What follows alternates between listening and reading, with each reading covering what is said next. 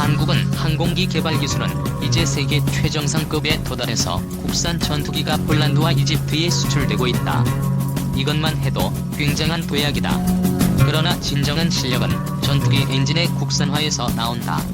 이제 항공업의 핵심 기술을 국산화할 때이다. 국산 전투기의 부품 국산화율과 기술 한국은 왜 아직 전투기 엔진을 못 만드나? 최신 전투기 KF-21 보라매의 부품 국산화율은 1호기 기준으로 65이다. 부품 중에서 레이더 기술의 국산화율은 89이다. 이보다 일찍 개발되어 배치된 첫 국산 전투기 FA-50 파이팅의 레이더 기술 국산화율은 60였다. 그러니 최신 국산 전투기의 부품 국산화율은 일취월장했다. 그러나 진정한 대국산화를 위해서는 여러가지 핵심 부품에서 기술 장벽을 뛰어넘어야 한다. 특히 엔진은 독자적으로 개발하지 못한 부분이라 국산화율 진전이 매우 절실하다. 엔진은 항공기 전투기의 심장이다. 엔진을 한국 독자 기술로 아직 개발하지 못했다. 한국산 최신 전투기 KF-21에 탑재된 엔진은 미국 제너럴 일렉트릭의 F414-400K이다. 이는 FA-18 슈퍼호넷에 장착된 F414-400K를 보라매에 맞게 개조한 것이다. 개조한 것만 해도 대단해서 500만 시간이 넘게 비행할 수 있어 신뢰도가 높으나 완전 국산 기술이 절실하다. KF-21의 엔진 국산화율은 현재 39이다. 방산업에서 기술 자립을 이루려면 전투기 엔진 국산화가 반드시 필요하다. KF-21의 엔진 국산화율은 현재 39%이다. 맨 땅에 헤딩하며 무에서 그러나 아직까지 왜 전투기 엔진은 못 만들고 있나? 정부의 인식이 문제이다. 전쟁을 겪은 나라는 영국과 미국만이 아니다. 이들은 어떤 분야를 국가 전략 기술로 택해서 돈을 퍼부을지를 결정하고 전략적으로 육성했다. 재정 편성뿐 아니라 정부의 해안, 판단력과 실천력이 필요하다. 전문 인력도 관건이다.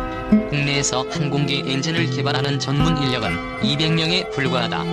국방과학연구소와 한국항공우주연구원 등 정부기관 10여 명과 민간 기업인 한화, 에어로스페이스 120여 명이다. 이 영역을 돈 먹는 하마라는 인식을 타파하고 미래를 보며 투자를 해야 한다. 이렇게 해오는 곳이 미국과 영국이다. GE 등의 기업에는 연구 개발 인력이 한국당 한국의 40에서 50배인 8천에서 1만 명에 달한다. 국내 인프라도 문제이다. 엔진 분야에서 한국에서 1년에 배출되는 석박사급 인력은 30명 수준이다. 뒷받침할 인프라가 없다.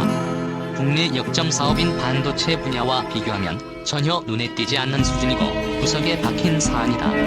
국내에 있는 항공 엔진 고도 성능 시험 설비는 주로 소형 위주라고 한다. 정작 중요한 중대형 엔진을 개발하려고 해도 성능 시험조차 할 수 없는 상황이다. 설릉 설비뿐 아니라 성능 시험 전문 인력도 없다. 이러한 영역은 매년 넘치게 거치는 세금과 새어나가는 세금을 투하할 분야이다. 엔진 개발 기본 인프라를 갖추는데 천문학적인 비용이 예측되고 그렇다 해도 되돌아올 부가가치를 고려하면 반드시 투자해야 한다. 우크라이나 전쟁이 발발한 후 전쟁에서 무인기의 활약이 두드러졌고 전투기 수요가 급증해서 국산 FA-50 전투기가 수출되고 있다. 이 점을 감안하면 전투기 엔진에 대한 투자를 소홀히 할 수 없다. 전투기 엔진은 무인기 드론 엔진과 항공 우주 산업의 로켓 엔진과도 연관이 되어 파급력이 막강하다. 금달걀을 낳는 황금 거위가 될 수 있다. 2. 영국, 미국 등 항공 선진국의 핵심 기술 독점. 항공 분야 선진국들은 자치 기술력으로 그리고는 쉬쉬하며 기술 독점의 혜택을 보고 있다. AESA 레이더 기술은 어느 국가도 전수해주지 않아 직접 개발할 수밖에 없다. 2022년 9월 25일 국방기술진흥연구소 연구팀의 분석에 따르면 항공기 엔진 시장은 미국의 지와 브렛 휘트니, 영국의 롤스로이스 3개 회사가 독점하고 있다. 특히 GE는 유럽 합작사를 앞세워 세계 시장 점유율이 58%에 달한다. 영국과 미국은 세계 대전 등 여러 차례 전쟁을 거치면서 항공 엔진을 국가 전략 기술로 육성했다. 이들 기술 선진국은 자체 개발해서 확보한 기술에 대해 해외 기술 유출을 막고 있다. 이로써 엔진 시장을 독과점 형태로 장악하고 있다.